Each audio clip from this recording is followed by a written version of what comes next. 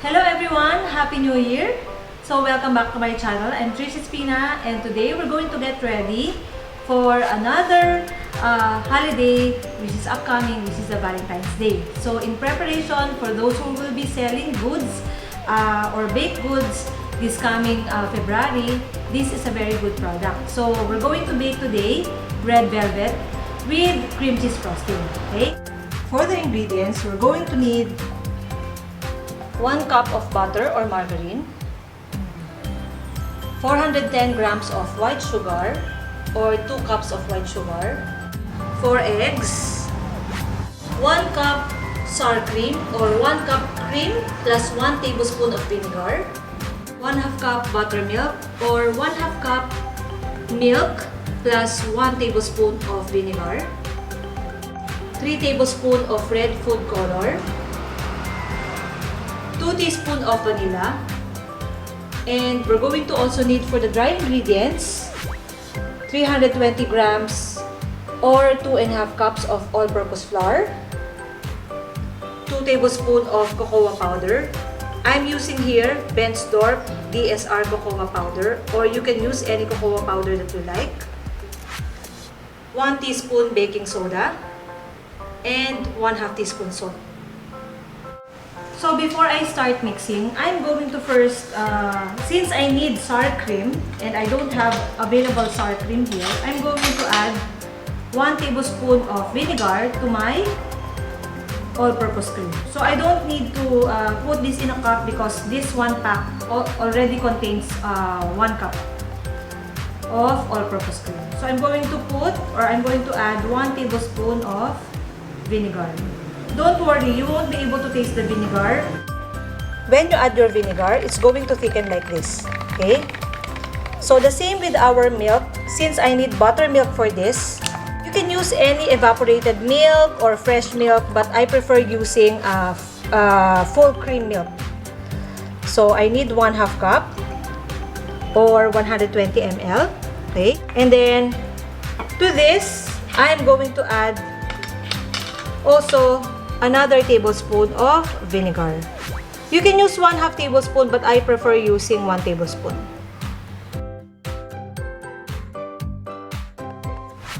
So let's start by creaming our butter first. So my butter is already softened and at room temperature. So I don't need to cream it for a very long time. I'm going to add my sugar. And I'm going to add my red food coloring at this point. Okay, so I don't want my red food coloring to splatter. So I usually add it after adding my sugar. I'm going to add 3 tablespoons of red food color. So I'm using McCormick red food color. So be careful about the food color because this usually stains even your fingers. See? And even if you wash, sometimes the red food color is still in your fingers.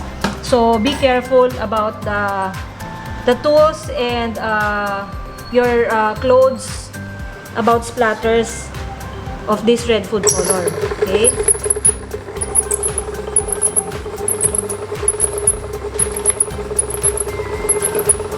So I'm going to add 2 teaspoons of vanilla.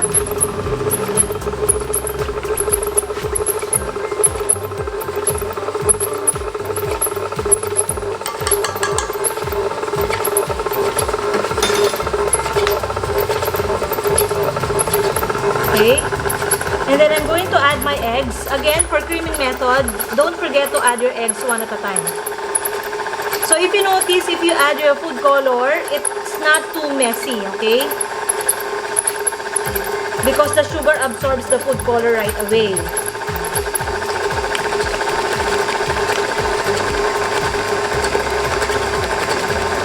So again, add your eggs one at a time. For creaming method, this is very important for proper emulsification.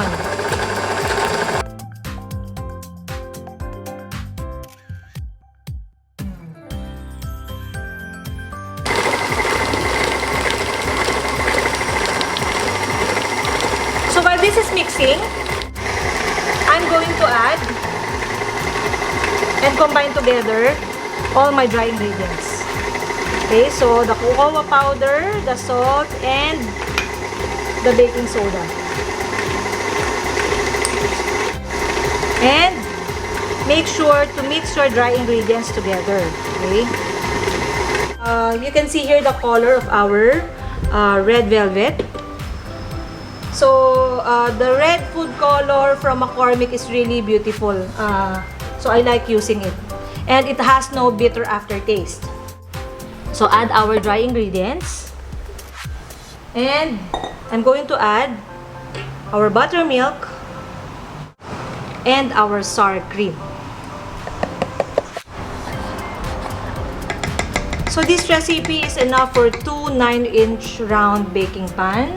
If you're like me, I'm going to use different packaging depending on what I want to use it for. Okay, so I can use it for cupcakes or mini cupcakes, or I can also use tin cans, or recently I've been liking this sugarcane bagas, so I'm going to use it for today. I'm going to try out a new recipe for cream cheese frosting because the usual cream cheese frosting is I find it too sweet. So I'm going to experiment today about using a different cream cheese frosting, and let's see how it turns out. Okay. So after mixing and making sure that the dry ingredients is well incorporated with our wet ingredients, I'm going to turn on the mixer once again.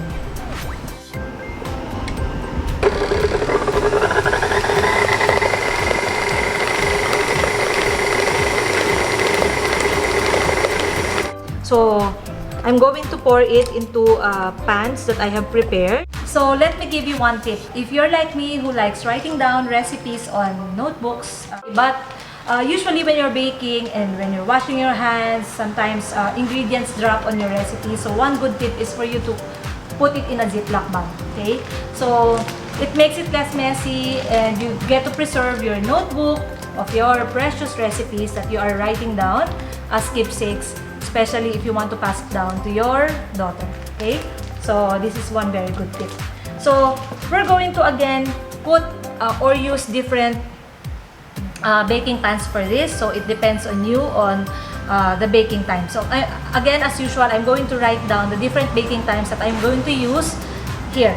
Okay, so our temperature is at 350 degrees Fahrenheit, and we will be baking this for different times. Again, as I've mentioned from my previous videos, the baking times might vary from oven to oven. So you have to get to know your oven and try to find out how long these sizes will be ideal for your oven. Okay?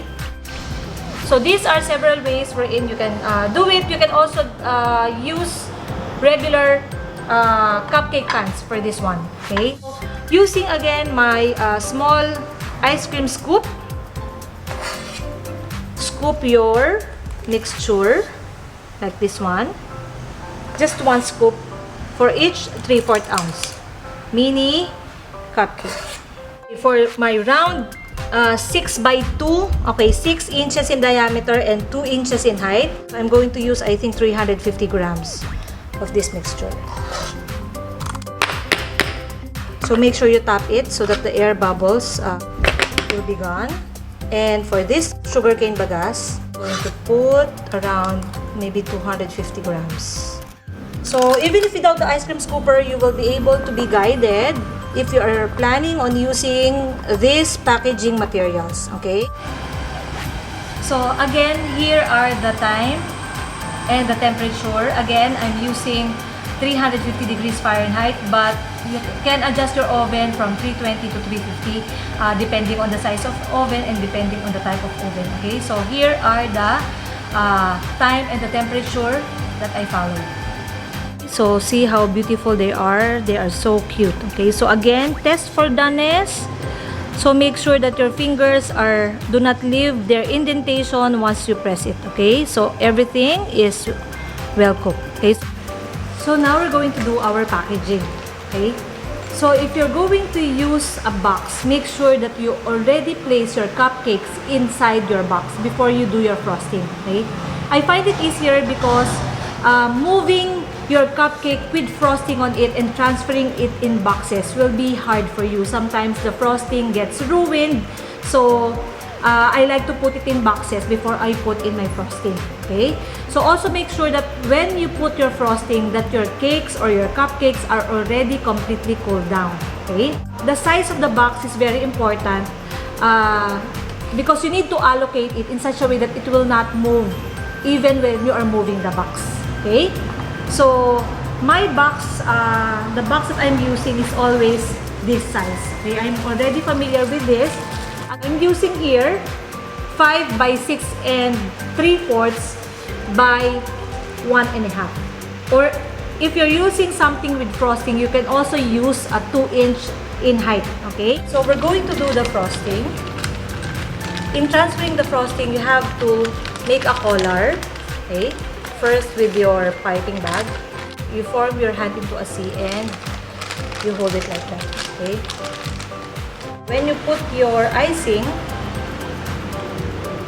you can close your hand, your fingers, so your scraper will come out cleanly.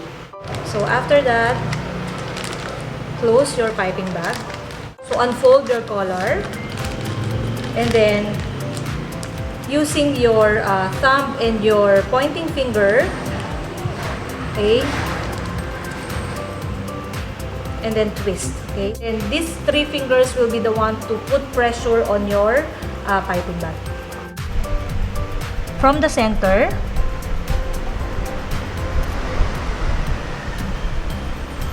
ending on the center. Okay, so some people do it from the side like this, but make sure you end in the center.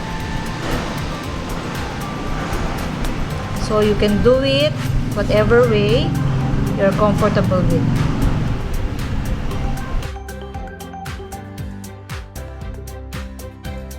So I like this one better, the frosting, because it's not too sweet, and because of the whipping cream, it's pipeable and it will hold its shape. Okay, I'm going to put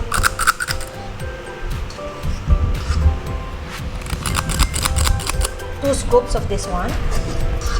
And then using my palette knife, I'm going to spread this. So it's much more easier if you have a palette knife. Palette knife or angled or offset spatula is this one. So it's much more easier to spread like this. Okay.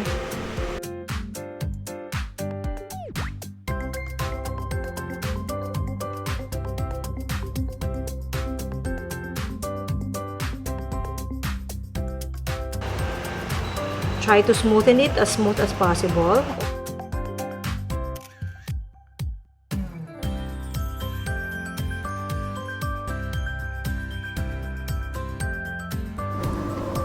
Using your excess red velvet cupcakes, mini cupcakes, use it to decorate the top of your cakes.